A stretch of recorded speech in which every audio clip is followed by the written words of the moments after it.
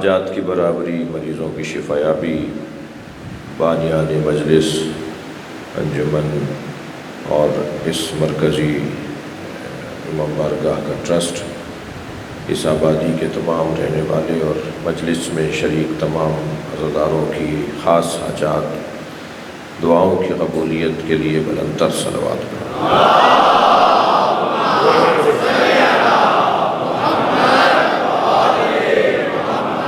سورہ مبارکہ یونس ہے اور آیت کا نشان 35 ہے۔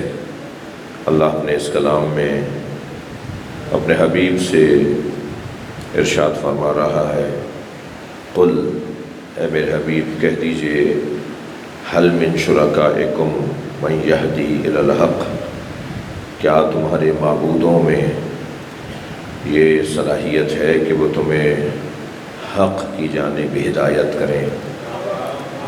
قل اللہ یہدی للحق، کہہ دیجئے کہ اللہ ہی ہے جو حق کی طرف رہنمائی عطا کرتا ہے۔ اور الذی، وہ لوگ کہ جو من یہدی الی الحق احق ان یتبع، وہ کہ جو حق تک پہنچ چکے ہیں ان کا حق ہے کہ ان کی اتباع کی جائے۔ امن لا یہدی الا یہدی، یا ان کا حق ہے کہ جو ابھی حق کی جانب نہیں پہنچے، نہیں گئے، حق سے آشنا نہیں ہوئے، یعنی جو حق تک پہنچ چکے ہیں ان کا حق ہے کہ ان کی اتباع کی جائے، یا جو ابھی محتاج حق ہیں، محتاج ہدایت ہیں، جو ابھی خود محتاج ہیں کہ کوئی انہیں حق کی جانب رہنمائی کرے۔ فما لکم کیف تحکمون، تمہیں کیا ہو گیا ہے، تم کیسے فیصلے کرتے ہو؟ اس آیہ کریمہ میں اللہ ان لوگوں کو کہ جو حق آشنا ہیں انہیں جو محتاج ہدایت حق ہیں انہیں برابر جاننے والوں کو بے عقل کہہ رہا ہے۔ تمہاری عقل کام نہیں کرتی، تم کم عقل ہو، بے عقل ہو، تم بے وقوف ہو۔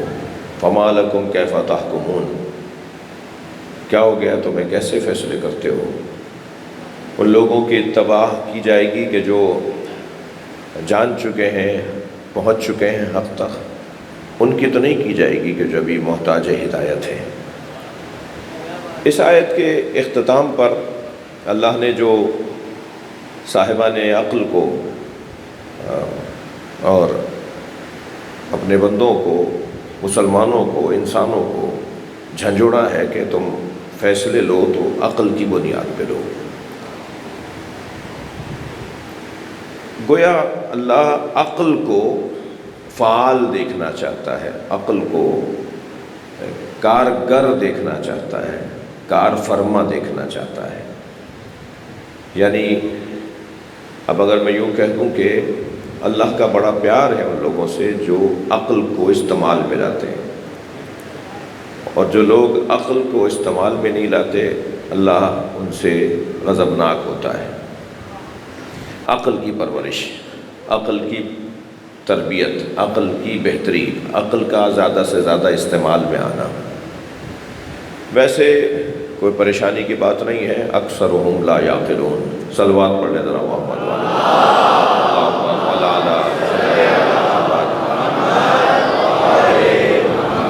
یہ مسئلہ ہمارے معاشرے کا آج کا نہیں ہے، اکثر تو عقل ہی نہیں رکھتے، مگر اکثر کے بنیاد پر کب دین چلا ہے، اکثر کے بنیاد پر کب معاشرہ چلا ہے، اکثر کے کہنے پر کب ہم چلے ہیں، اکثر کب معیار رہا ہے۔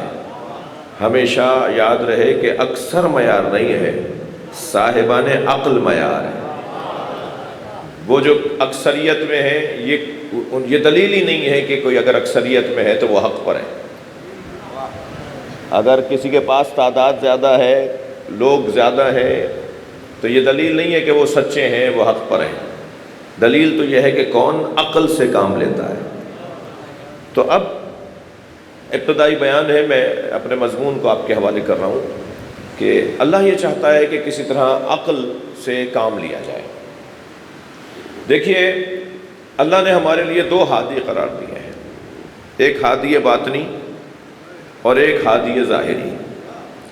ہادی باطنی عقل ہے اور ہادی ظاہری نبی، رسول اور امام ہے۔ اگر ہادی، اور دونوں کی ضرورت ہے، ہادی باطنی نہ ہو تو ہادی ظاہری سے استفادہ نہیں ہو پائے گا، اور ہادی ظاہری نہ ہو تو ہادی باطنی کن مشکلات کا سامنا کرتی ہے وہ خود معصوم نے بیان کیا ہے۔ یعنی ہادی باطنی عقل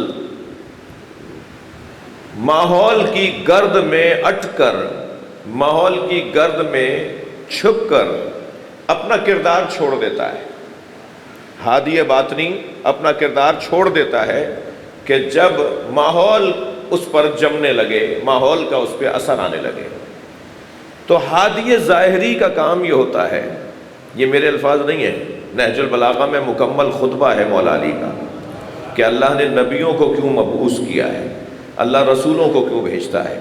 مولا علی فرماتے ہیں کہ اللہ نبیوں کو، رسولوں کو اس لیے بھیجتا ہے تاکہ عقل پر جمی ہوئی گرد کو وہ صاف کریں، اور عقل کام کرنا شروع کرے تو پھر انہیں وہ بات سمجھ میں آتی ہے جو بات ہوتی ہے۔ تو ظاہری ہادی کا کام یہ ہے کہ عقل کو پروان چڑھائے۔ یہ صرف قرآن مجید کی یہی آیت نہیں ہے، فما لکم کیف تحکمون، تمہیں کیا ہو گیا ہے، تم کیسے فیصلے لیتے ہو، عقل کو صرف یہ آیت نہیں ہے، اور جگہوں پر بھی افلا یتدبرون القرآن ام علی قلوب اقفالها، کیا تمہارے دلوں پر تالے لگ گئے ہیں، کیا تم قرآن پہ غور نہیں کرتے؟ آپ حضرت آدم سے لے کر حضرت عیسیٰ تک، سرکار دو جہاں سے لے کر آج تک ہر نبی، رسول، امام کے سیرت کے اوپر غور کریں۔ ہر ایک کا کام یہی رہا کہ کسی طرح عقل کو بیدار کریں، عقل کو کارگر کریں، عقل کو کار فرما کریں۔ یہ کیا کیا تھا حضرت ابراہیم نے بت خانے میں جا کر؟ بتوں کو توڑنے کے بعد جب انہیں بلا لیا گیا تو وہ تو چاہتے ہی تھے نا، بلاؤ مجھے بلاؤ تاکہ میں تمہیں بتاؤں کہ تم کیا کرتے ہو۔ جب انہیں بلا کر کہا کہ تم نے بت توڑے تو حضرت ابراہیم نے فرمایا اسی نے توڑے ہوں گے جس کے گلے میں کلہاڑی لٹکی بھی ہے۔ پتہ ہے آپ کو کیا کیا تھا حضرت ابراہیم نے؟ سارے بتوں کو ناقص بنا کر کسی کی آنکھ پھوڑی، کسی کا ناک کاٹی، کسی کا کان کاٹا، کسی کا پیٹ پھاڑا، کسی کا گھٹنا پھوڑا، کسی کی ٹانگ توڑی، اور سارے بتوں کو توڑ کے ایک بڑے بت کے گلے میں کلہاڑی لٹکا دی، اور بڑے اطمینان سے کام کیا انہوں نے۔ جس کے پیچھے اللہ ہو وہ تنہا بھی ہو تو لشکر ہوتا ہے۔ کوئی پریشانی نہیں تھی حضرت ابراہیم کو، بڑے اطمینان کے ساتھ سارا کام کیا، اور پھر جب بلایا گیا دربار میں کہ بلا لو، انہوں نے کیا یہ کام، کسی نے دیکھا نہیں تھا۔ عجیب بات ہے، کسی نے حضرت ابراہیم کو بت توڑتے ہوئے دیکھا نہیں تھا، مگر سب کو یقین تھا کہ یہ کام ابراہیم کا ہے، اس لیے کہ کام بتاتا ہے کہ کس کا ہے۔ مجھے کیوں بتانا پڑے کہ میں نے کام کیا ہے، آپ کو ہمیں کیوں بتانا پڑے، کام بتائے کہ کس کا کام ہے۔ سید رضی نے نہج البلاغہ کی سند نہیں لکھی، ورنہ روایت کی تو سند ہوتی ہے، حدیث کی تو سند ہوتی ہے، ان فلان ان امیر المومنین، مگر سید رضی نے پوری نہج البلاغہ میں راویوں کا نام نہیں لکھے، سیدھا خطبہ شروع کر دیا، جو مولا نے فرمایا وہیں سے شروع کر دیا۔ لیکن مولا سے کس نے سنا، اور اس نے کس سے سنا، اور آج ہم تک پہنچے، ہم کس سے سن رہے ہیں، وہ سارے راویوں کے ذکر انہوں نے نہیں کیے۔ اس لیے نہیں کیے، راوی ہیں، مگر سید رضی نے راویوں کا ذکر کرنا ضروری یوں نہیں سمجھا کہ کلام پکار کے بتا رہا ہے علی کا ہے۔ صلوات پڑھ لیں محمد و آل محمد۔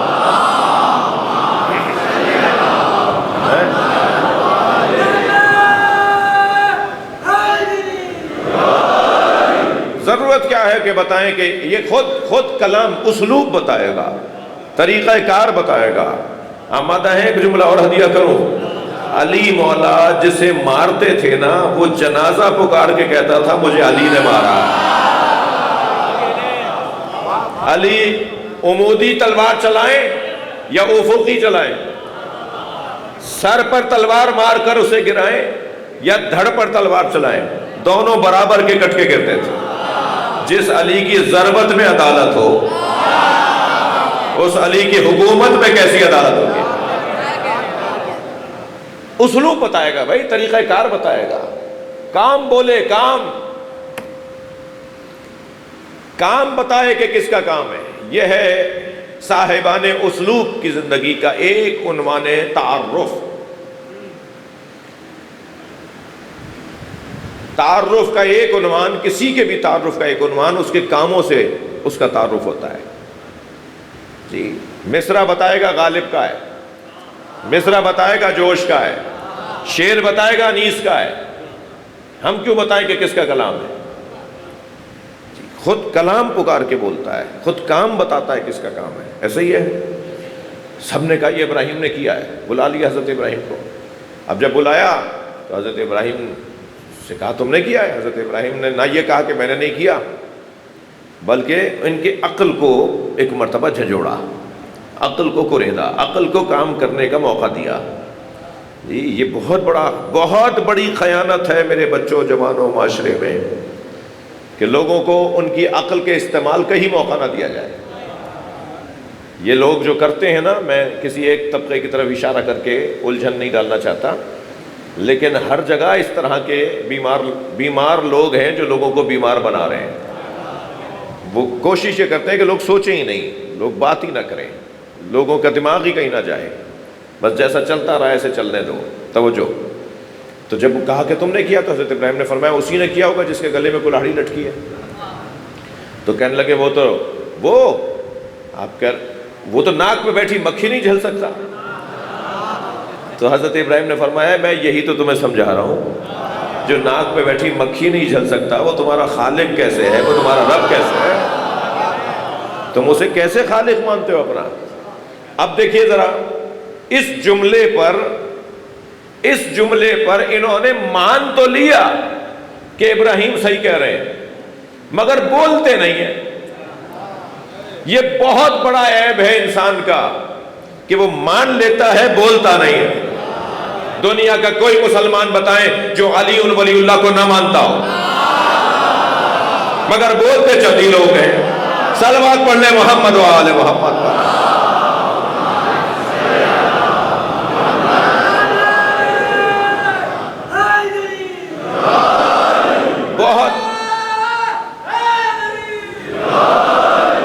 بہت بڑا ہنر ہے، بڑی جرت ہے، بڑی بہادری ہے کہ انسان اس بات کو بولے بھی کہ جسے وہ مانتا ہو. تھکے بیٹھے تو نہیں ہے نا. میں نے اپنے بھائیوں سے کہا ہے کہ کل مجھے 10:15 بجے ممبر دے دیں، تو آج مجھے 11:15 بجے ممبر ملا ہے. تو آدھا گھنٹہ پہلے کوشش ہے کہ میں آپ کی خدمت میں حاضر ہو جاؤں، اور آپ بھی ہوں گے تو اچھا لگے گا. ایک صلوات پڑھ لیں ذرا.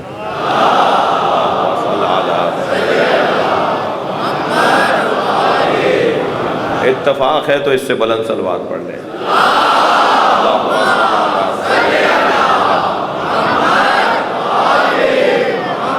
توجہ چاہوں گا، میں کچھ نتیجے لینا چاہتا ہوں.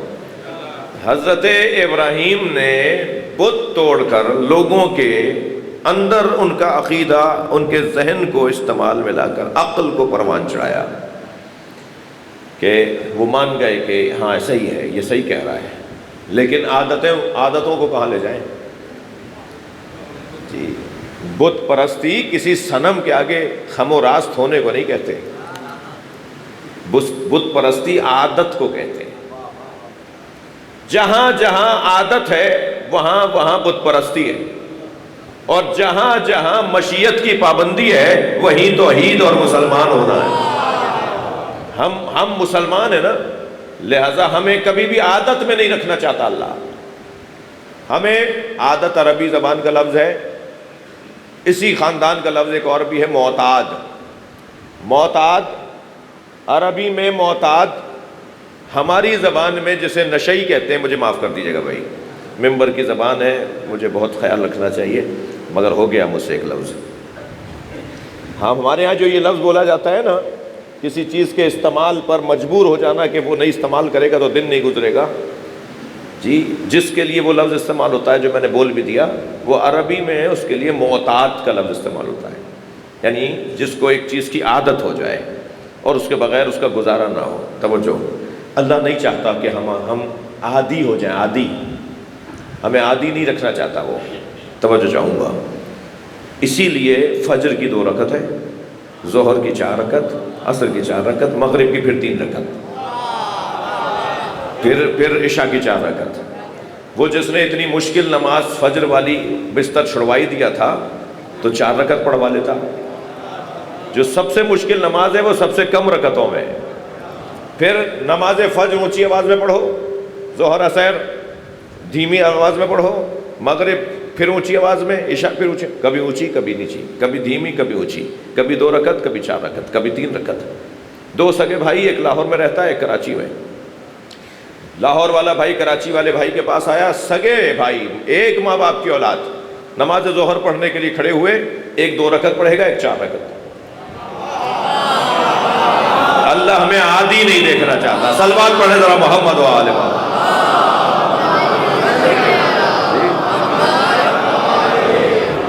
عادی نہیں بنو، پابند بنو۔ اچھا آمادہ ہیں تو اور مثال دے دوں۔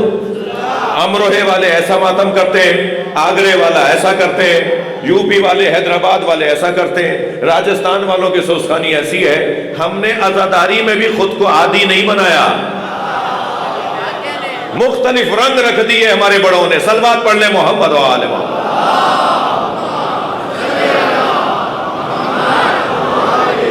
لہذا جو عادی ہوتا ہے نا اس کے یہاں برداشت نہیں ہوتا۔ توجہ چاہوں گا، عادی کی کمزوری کیا ہے؟ معتاد کی کمزوری کیا ہے؟ معتاد کی کمزوری، عادی کی کمزوری یہ ہے کہ اس کے ہاں برداشت نہیں ہے، لڑے گا آپ سے، آپ کے ساتھ اپنی حدوں سے گزر جائے گا اپنی عادت کی خاطر۔ لیکن یہاں ہمیں مختلف انداز سے سارا دن گزارنا ہے اللہ کی عبادت میں، ایام اعضاء مختلف رنگوں میں گزارنے، لہٰذا ہمارے ہاں کوئی جذباتی کسی کو ہونا ہی نہیں ہے۔ بھائی یہ کیونکہ وہاں والے ہیں وہاں ایسے ہی مرثیہ پڑھا جاتا ہے، یہ وہاں والے ہیں وہاں نوحہ ایسے ہی پڑھا جاتا ہے، یہ وہاں والے ہیں یہاں ماتم ایسے ہی کیا جاتا ہے، یہ وہاں والے ہیں ان کے ہاں یہی ہوتا ہے۔ برداشت بڑھا دی، تحمل مزاجی بڑھا دی، اللہ نہیں چاہتا۔ اب یہی کیفیت کیونکہ ان لوگوں کی عادت تھی بت پرستی کی، بت پرستی کی عادت ہے، حضرت ابراہیم بت پرستی چھڑوانا چاہ رہے ہیں۔ اللہ اکبر۔ میں تو حضرت ابراہیم کی بارگاہ میں سوال کروں گا، اے خلیل خدا، آپ کے تو اپنے چچا کارخانہ لگائے بیٹھے ہیں بت بنانے کا، ان کے اپنے چچا کا کارخانہ ہے بت بنانے کا، کارخانہ بت سازی۔ آزر ان کا نام ہے، قرآن نے انہیں ان کے بابا کہہ کر یاد کیا، جبکہ ان کے بابا نہیں تھے، وہ چچا تھے۔ تو ادب میں احترام میں کہ چچا باپ کا بھائی ہوتا ہے تو اس کا ادب ہے، لیکن ان کا تو اپنا کارخانہ ہے، بت بناتے ہیں، بیچتے ہیں، بت بنا کے بیچتے ہیں، آرڈر ملتے ہیں انہیں، اتنا بنا دو، ایسا بنا دو، چھوٹا بنا دو، موٹا بنا دو، اور وہ بت بناتے ہیں اور بت جو ہے مارکیٹ میں جا کر انہی کے کارخانے سے بیچے جاتے ہیں۔ تو میں تو حضرت ابراہیم سے ہاتھ جوڑ کر سوال کروں کہ آپ نے جا کے بت خانے کے بت توڑ دیے، آپ نے اپنے چچا کا کارخانہ بند کیوں نہیں کروایا؟ بھائی تھوڑی گردن ہلا دینا، بات جا رہی ہو تو ہے، کیوں آپ نے اپنے چچا کا کارخانہ بند نہیں کروایا؟ حضرت ابراہیم نے کیوں ایسا نہیں کیا؟ وجہ بتاؤں؟ وجہ یہ ہے کہ اگر حضرت ابراہیم نے چچا کا کارخانہ بند کروا دیا ہوتا نا تو پھر ایک اور کارخانہ کھل جاتا، پھر ایک اور کارخانہ کھل جاتا، تو کیا یہ کارخانے ہی بند کرواتے رہے؟ حضرت ابراہیم نے مارکیٹ کی طلب کو تبدیل کر دیا۔ جب معاشرے میں کوئی بت مانگے گا ہی نہیں تو کارخانے خود بند ہو جائیں گے۔ صلوات پڑھ لیں ذرا محمد و آل محمد۔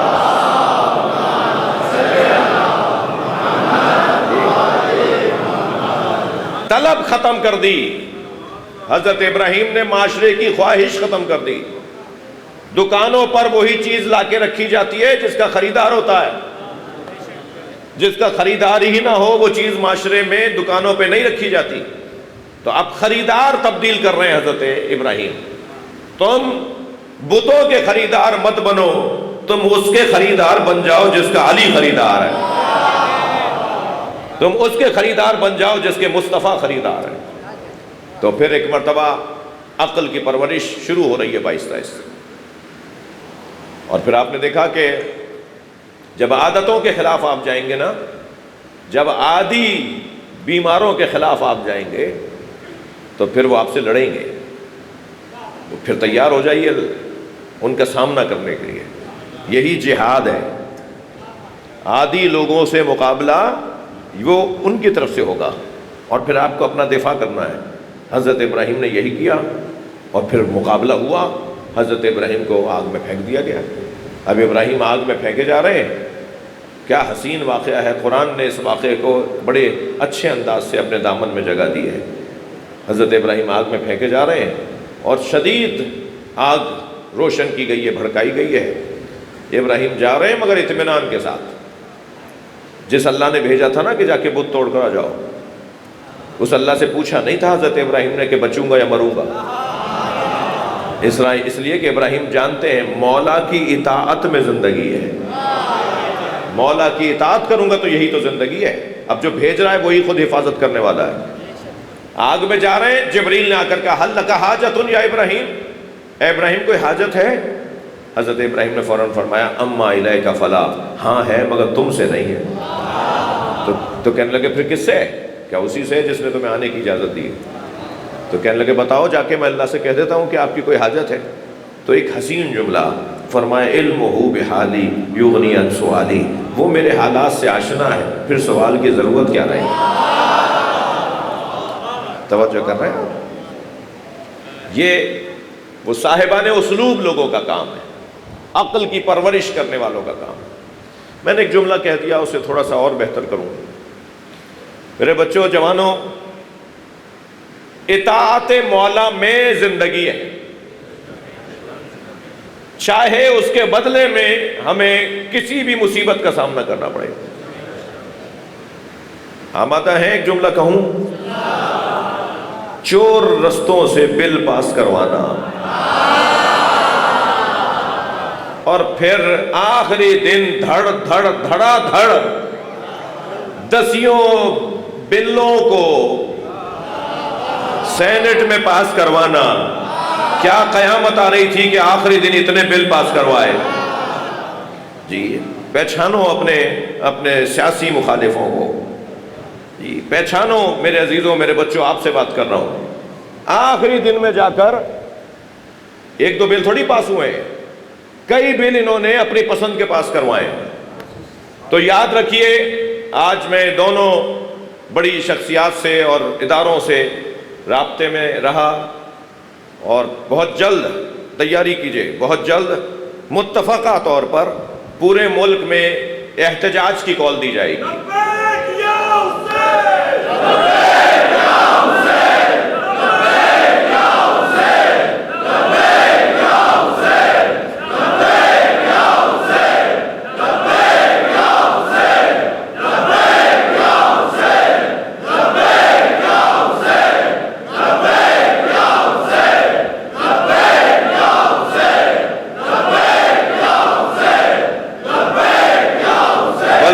صلوات.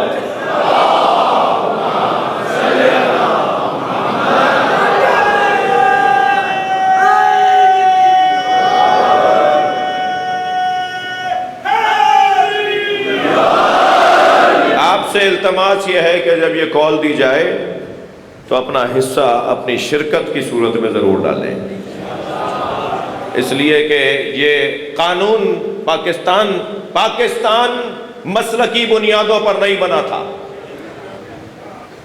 پاکستان کا مطلب کیا؟ لا الہ الا اللہ. یہ اسلامی متفقہ مشترکہ قدروں پر بنا تھا, مسلکی بنیادوں پر نہیں بنا تھا. یہ پاکستان سنیوں نے بنایا ہے, شیعوں نے بنایا ہے, دیوبندیوں نے, بریلویوں نے, سب نے مل کر بنایا ہے. حتیٰ غیر مسلم جو قومیں ہیں انہوں نے بھی اپنا حصہ اس کی تعمیر و تشکیل میں رکھا ہے. یہ ملک کسی مسلک کا ملک نہیں ہے. خبردار, جن کے ابا نے اور دادا نے پاکستان بنانے کی مخالفت کی تھی وہ آج پاکستان کے فیصلے کرنے کے حقدار نہیں ہیں. ان کی اولادیں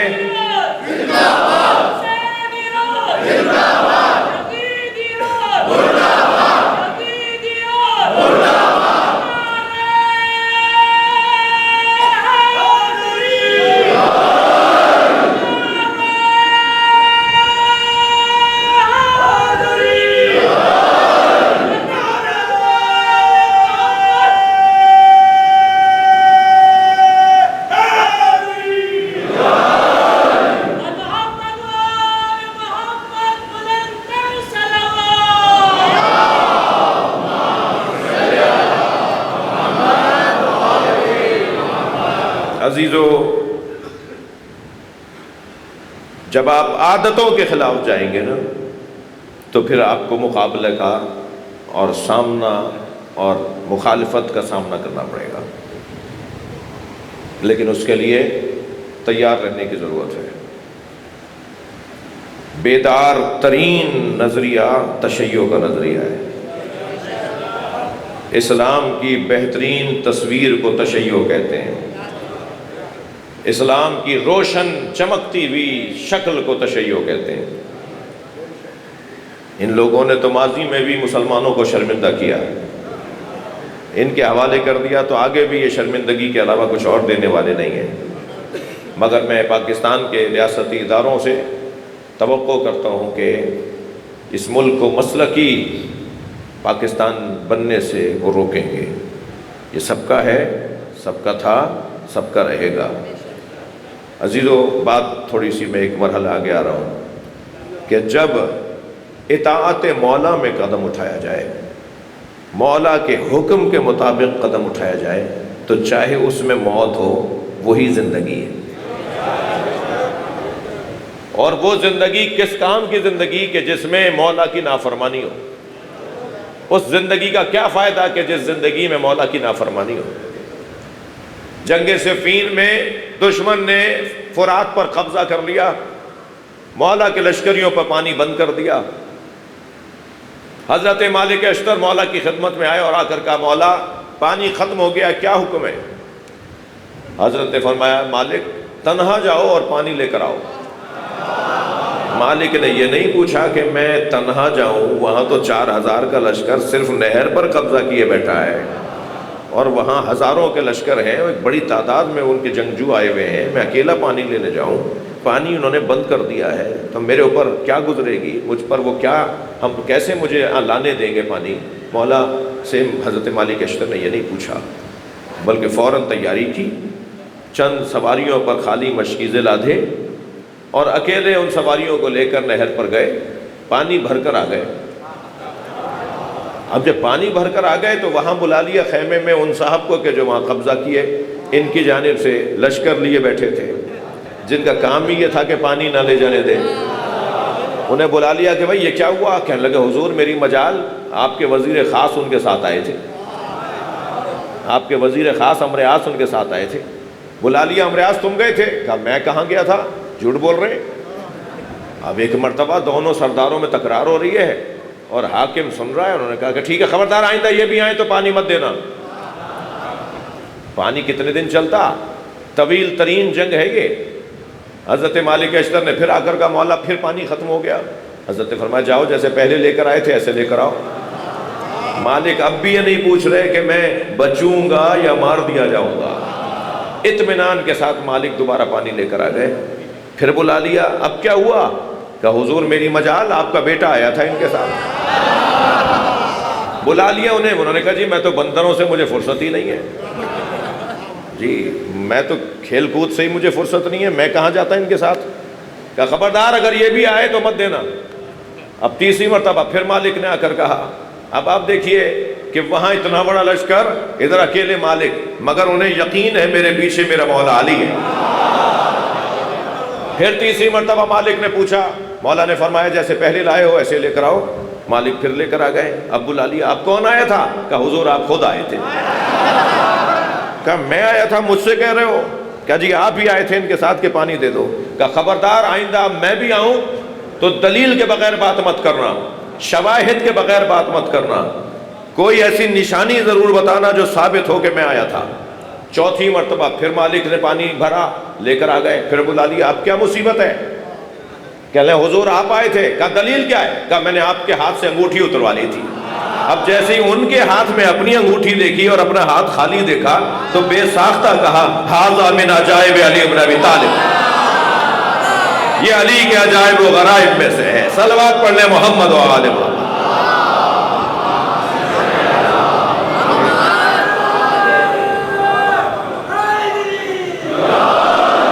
عزیزو، گفتگو بہت روشن ہے۔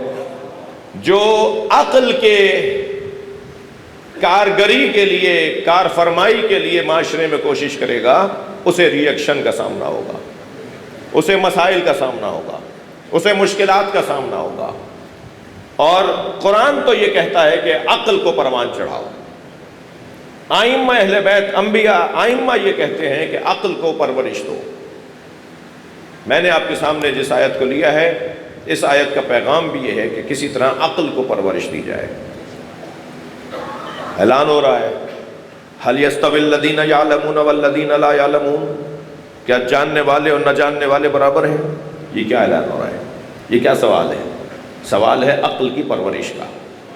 سب کہیں گے، کون ہے دنیا میں جو کہے کہ نہیں دونوں برابر ہیں؟ ہر صاحب عقل کہے گا کہ نہیں، جاننے والا زیادہ بہتر ہے، فضیلت والا ہے، بڑا ہے، عظیم ہے، محترم ہے، نہ جاننے والے کی نسبت، یعنی دونوں میں ہمیں جاننے والے کا احترام کرنا ہے، اس کی پیروی، اس کی اطاعت کرنی ہے، اور جو نہیں جاننے والا، نہیں جانتا، اس کو ہمیں چھوڑ دینا ہے۔ ایسے ہی مولانا؟ تو جب یہ عقل کہہ رہی ہے کہ دونوں برابر نہیں ہیں، تو اس پہ عمل کیوں نہیں ہو رہا؟ بس یہ جو عمل نہیں ہو رہا، اس جذبے کو پروان چڑھانا، ایجاد کرنے کا اصلی کام کربلا کا ہے۔ یہ جو کربلا کا ذکر ہے نا، کیوں ایسے ہی لگا دیا؟ کیا زبردستی ہے؟ کیا عادت تھی؟ یہ کوئی رسم ہو رہی ہے؟ یہ کوئی تہوار ہے؟ یہ عزاداری کوئی تہوار ہے یا عبادت ہے؟ اگر یہ عبادت ہے تو کوئی اس کے پیچھے ہدف ہے، مقصد ہے، اور مقصد یہ ہے کہ جو چیزیں تم پر روشن ہو جاتی ہیں ان کو عملی دنیا میں لے کر آؤ۔ یا لفظ کو میں یوں کہوں کہ ہم کہتے ہیں مدرسے کی زبان میں، اس نظریے کو فعلیت میں تبدیل کرو، کر کے دکھاؤ۔ ایسا کون سا؟ اب یہ جھڑ اللہ عقلوں کو بیدار کر رہا ہے۔ کیا جاننے والے نہ جاننے والے برابر ہیں؟ هل يستوي الخبيث والطيب، کیا پاک اور نجس برابر ہے؟ هل فيكم رجل رشید، تمہارے درمیان کوئی سمجھدار ہے؟ یہ عقل کی پرورش کے کام ہو رہے ہیں۔ عزیزو، عقل، اب مجھے تھوڑی سی اجازت دے دیجیے کیونکہ مجھے خوف ہو رہا ہے کہ میں اس بحث کو شروع کروں تو نہ تمام چھوڑ دوں، یہ اچھا نہیں ہے۔ کل میں اس موضوع پر بات کروں کہ عقل کی تعریف کیا ہے، عقل کہتے کسے ہیں، پھر انسان کی فضیلت کس چیز میں ہے، انسان بڑا آدمی کیسے بنتا ہے؟ وہ قد سے بنتا ہے، سواریوں سے بنتا ہے، وہ گھروں سے بنتا ہے، وہ پیسے سے بنتا ہے، وہ مہنگے کپڑوں سے بنتا ہے، وہ کون سی چیز سے بڑا آدمی بنتا ہے؟ بڑا کہلوانے کے لیے اور بڑا بننے کے لیے کون سی چیز ضروری ہے؟ بڑا آدمی ہے کون؟ کسے ہم بڑا مانیں؟ حقیر کسی کو نہیں ماننا، ذلیل کسی کو نہیں ماننا، لیکن بڑا ماننے کے لیے اللہ نے ہمیں پیمانے دیے ہیں۔ کسی کی توہین مت کرو، یہ ضرور کہا ہے، مگر کسی کو احترام دے رہے ہو، کسی کو سر پہ بٹھا رہے ہو، تو پھر دلیل ہونی چاہیے تمہارے پاس کوئی علت ہونی چاہیے، کوئی لاجک ہونی چاہیے، کس بنیاد پہ تم کسی کو بڑا مان رہے ہو۔ یہ ہے وہ عقل کی پرورش کا مرحلہ۔ اس میں بہت بڑا کردار، بلکہ اصلی اور اساسی کردار کربلا کا ہے۔ عقل گرد آلود ہو جاتی ہے، اور ہر سال کربلا کو دہرایا جائے تاکہ عقل پر جمی ہوئی گرد ہٹ جائے اور عقل کام کرنا شروع کر دے۔ جنہیں ان مجلسوں میں ذائقہ نہیں آتا، جنہیں اس ماتم میں روح کو سکون نہیں ملتا، انہیں آپ چھوڑ دیجئے، ہاں تبلیغ ضرور کریں تاکہ وہ قریب آ جائیں، اور الحمدللہ وہ آنا شروع ہو گئے ہیں، ماحول بہتر ہو رہا ہے۔ کل کی نسبت امام بارگاہ چھوٹے پڑنے لگے ہیں، جی لوگ بڑھ گئے ہیں، چاہنے والے اہل بیت کے بڑھ گئے ہیں۔ یہ ایک جہاد ہے جو مسلسل آپ کر رہے ہیں۔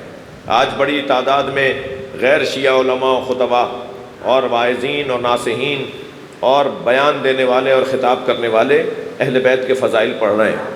اگر آپ کے یہ کالے کپڑے نہ ہوتے، آپ کا یہ ماتم نہ ہوتا، آپ کی یہ گریے کی صدائیں نہ ہوتی، آپ کے یہ بھرپور جلوس نہ ہوتے، تو یہ لوگ بھی آج وہ بات نہ کرتے جو وہ کر رہے ہیں۔ اس کے پیچھے محنت آپ کی ہے۔ اگر آپ نے کربلا کو بھلا دیا ہوتا تو ایسا لگتا کہ ہر دوسرا بندہ یزیدی ہے۔ یہ ہماری وجہ سے، عزاداروں کی وجہ سے لوگوں کی توجہ بڑھی ہے، عقل کام کرنا شروع کر رہی ہے۔ بہت بڑی تعداد میں لوگ ہیں جو یہ بول رہے ہیں اب کہ ہمیں اب پتہ چلا ہے کہ حقیقت کیا ہے، ہمیں اب روشن ہو رہا ہے کہ کتابوں میں کیا لکھا ہوا ہے۔ یہ اگر آپ کی جہاد نہ ہوتا، یہ کوششیں نہ ہوتی جو ایک مدت سے ہمارے بزرگوں کی دی ہوئی عزاداری میں ہم اپنا حصہ ڈال رہے ہیں، تو یہ کیفیت آج نہ ہوتی ہے۔ ہم کل نہیں ہوں گے، کل ہماری جگہ کوئی اور بیٹھا ہوگا، وہاں آپ کی جگہ کوئی بیٹھا ہوگا، میری جگہ کوئی اور بیٹھا ہوا ہوگا، ہم شاید دنیا میں بھی نہ ہوں، لیکن یہ قافلہ عقل کی پرورش کا انشاءاللہ وہاں پہنچے گا کہ جہاں سب صاحب العصر کی اطاعت میں آ جائیں گے۔ کربلا میں جو کچھ ہوا وہ اہل بیت کی تنہائی کی وجہ سے ہوا، اور اب اہل بیت کی تنہائی اللہ کو گوارا نہیں ہے، یعنی اب اللہ اس سے زیادہ نقصان، وہ نقصان اللہ نے برداشت اس معنی میں نہیں کہ موقع دیا، چلو خود ہی سیکھ ہو جاؤ، خود ہی ٹھیک ہو جاؤ، لیکن اب 12ویں کو غیبت میں رکھا ہے کہ نہیں، اب میں تمہیں ٹھیک کروں گا، اب میں اسے جب بھیجوں گا جب تم اس قابل ہو جاؤ گے، اب میں اسے نہیں بھیجوں گا جب تک کہ تمہارے اندر شدت طلب نہ ہو، جب شدت تمہارے اندر بڑھے گی کہ ہمیں چاہیے، تو پھر میں اسے غیبت سے ظہور میں لے آؤں گا، ورنہ تو وہ آج بھی ہمارے درمیان ہے، مجلس میں بیٹھے ہوتے ہیں، خاص طور پر جب ان کے جد کے مسائل پڑھے جاتے ہیں، خاص طور پر جب حضرت علی اکبر کی مصیبت پڑھی جاتی ہے، خاص طور پہ جب حضرت عباس کے بازوؤں کا ذکر کیا جاتا ہے، خاص طور پر جب قاسم کے پامال لاشے کی بات ہوتی ہے، اور بتاؤں کہ کس بیان مصیبت پر امام عصر گریا کرتے ہیں، خاص طور پر کہ جب علی اصغر کے گلے پہ لگنے والے تیر کا تذکرہ ہوتا ہے، حضرت علی اصغر کی شہادت امام مہدی کو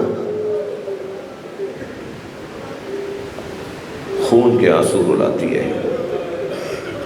ایک اور منظر ہے جس پر امام زمانہ مرثیہ پڑھتے ہیں، اور وہ منظر وہ ہے کہ جب امام حسین کے گلو اقدس پہ خنجر چل رہا تھا، اجرکم اللہ، اجرکم اللہ، اللہ آپ کو کسی غم میں نہ رلائے، سوائے غم اہل بیت کے ہمیں رونے رلانے والوں میں قرار دے۔ آپ کی آوازیں بلند ہو گئی۔ ایک اور منظر ہے جس پر امام زمانہ مرثیہ پڑھتے ہیں، اور وہ ہے جناب زینب کی بے ردائی۔ اس منظر پر امام زمانہ مرثیہ پڑھتے نظر آتے ہیں۔ چلیے اپنے مولا کو پرسہ دیں، ان کے جد حسین کا پرسہ۔ مولا ہم رو اس لیے رہے ہیں کہ یہ جو غم حسین کا غصہ ہے یہ ہم اپنے سینوں میں جمع کرنا چاہتے ہیں، تاکہ جب آپ آئیں تو ہم آپ کو تنہا نہ چھوڑیں، اور جیسا آپ کہیں ایسا ہم کریں، جو آپ کا حکم ہوگا ہم ماننے کو تیار ہو جائیں۔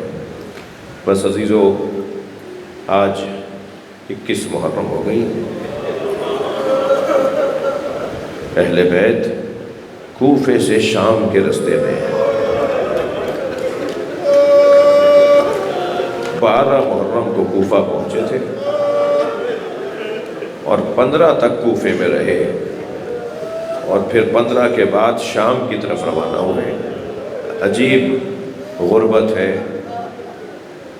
15 سے پہلی سفر تک رستے میں رہے، 15 دن کا سفر ہے۔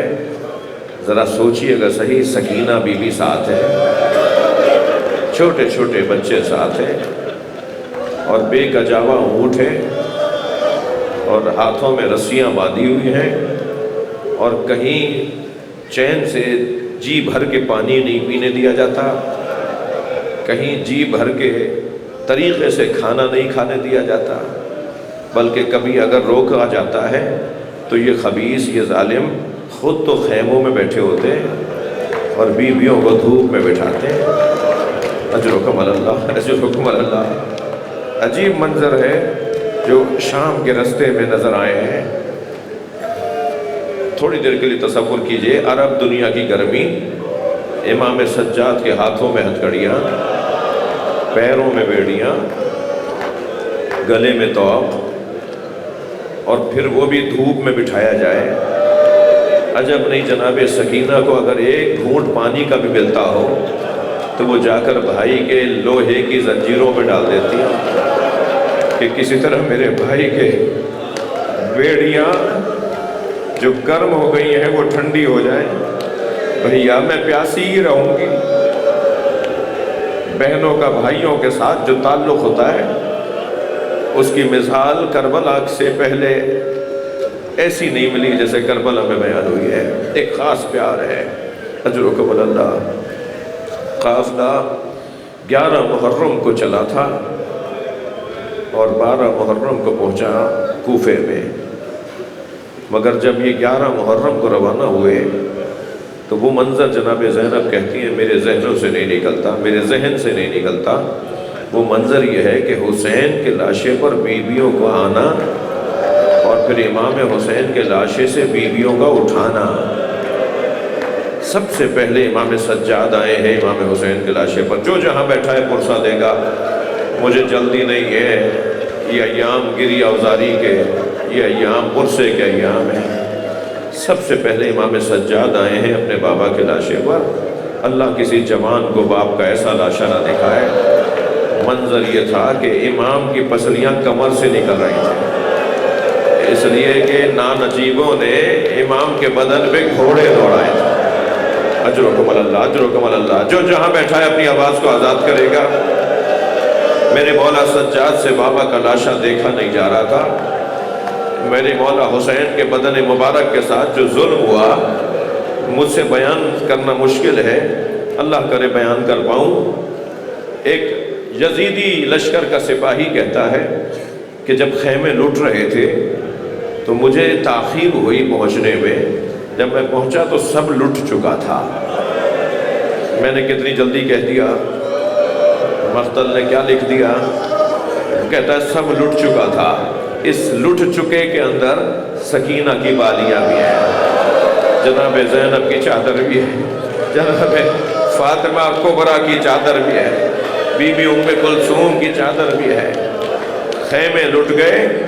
وہ کہتا ہے کہ جب سب لٹ گیا اور میں پہنچا تو مجھے تاخیر ہوئی، تو میں نے ایک شخص سے جو سامان مال لوٹ کر جا رہا تھا، میں نے اس سے کہا کچھ بچا ہے لوٹنے کو؟ تو کہنے لگا خیموں میں کچھ نہیں بچا، حسین کا لاشا لوٹا جا رہا ہے۔ اجرکم اللہ، اجرکم اللہ۔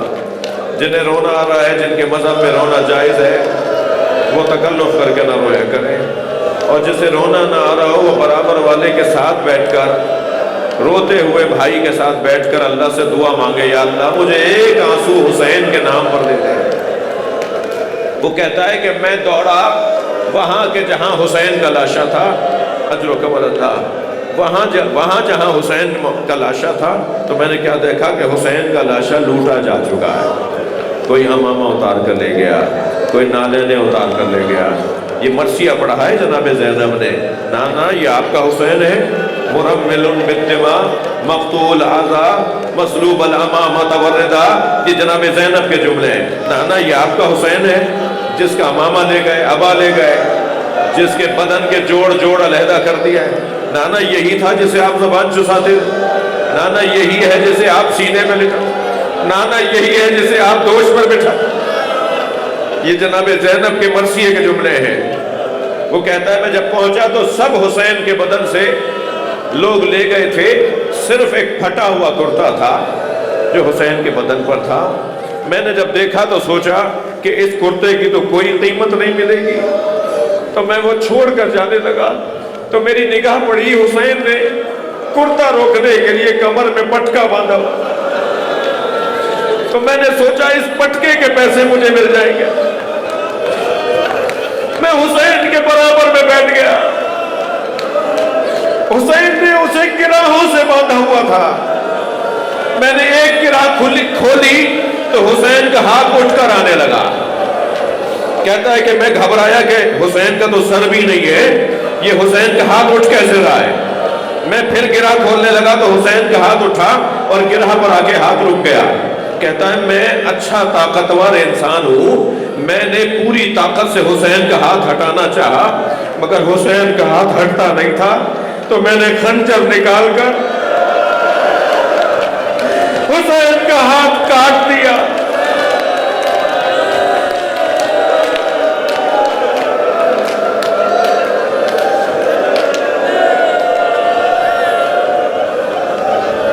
کیسے دیکھا ہوگا جناب زینب نے؟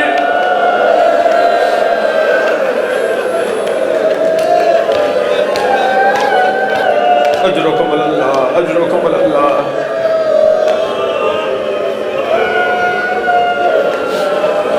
زین العابدین پہلی مرتبہ جب پہنچے ہیں، پہلا منظر جب یہ اس کیفیت میں بابا کا لاشا دیکھا تو امام کا رنگ حالت غیر ہونے لگی. ایسا لگ رہا تھا کہ جیسے ابھی امام زین العابدین کی روح پرواز کر جائے.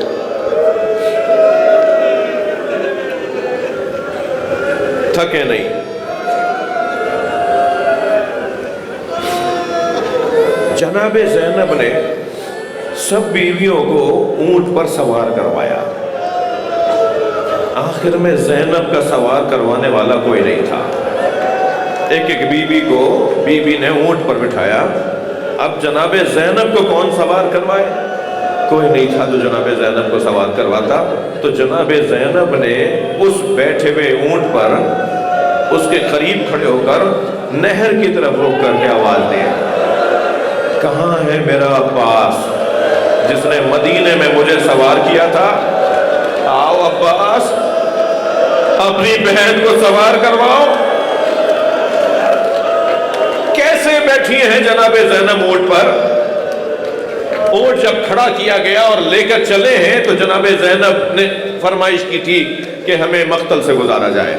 تو جب اونٹ آنے لگا تو جناب زینب نے دور سے دیکھا کہ زین العابدین بابا کے لاشے پر ہے، اور بابا کے لاشے پہ کھڑے زین العابدین کی حالت یہ ہے کہ شاید کچھ ہی لمحوں میں ان کی روح پرواز کر جائے.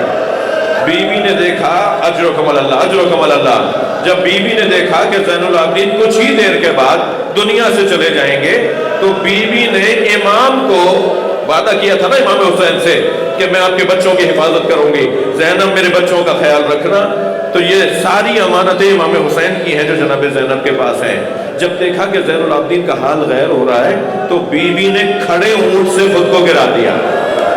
کچھ دیر کے لیے سوچیں گے، اگر میرے گھر کا کوئی بڑا کرسی سے گر جائے، بیڈ سے گر جائے تو ہم آگے بڑھ کر اس کو سنبھالا دیتے ہیں، اس کا بدن زخمی ہو جاتا ہے. جناب زینب نے خود کو اونٹ سے گرا دیا، یہ فکر کیے بغیر کہ مجھ پر کیا گزرے گی. جب امام سجاد نے یہ منظر دیکھا تو بابا کا لاشا چھوڑ کر آگے آئے، پھوپھی کو سہارا دیا. پھوپھی اماں کیا ہوا؟ اجرکم اللہ، تھکے نہیں، اجرکم اللہ. پھوپھی اماں کیا ہوا؟ سہارا دینے لگے. فرمان لگی زین العابدین پہلے تم بتاؤ تمہارا کیا حال ہے. کہ پھوپھی اماں 2 قدم آگے آئیے اور بابا کا لاشا دیکھیے، پھر مجھے حق دیجئے کہ میرا کیا، اجرکم اللہ اجرکم اللہ، مجھے حق دیجئے کہ میرا کیا حال ہے. اب اللہ کسی بہن کو بھائی کا ایسا لاشا نہ دکھائے.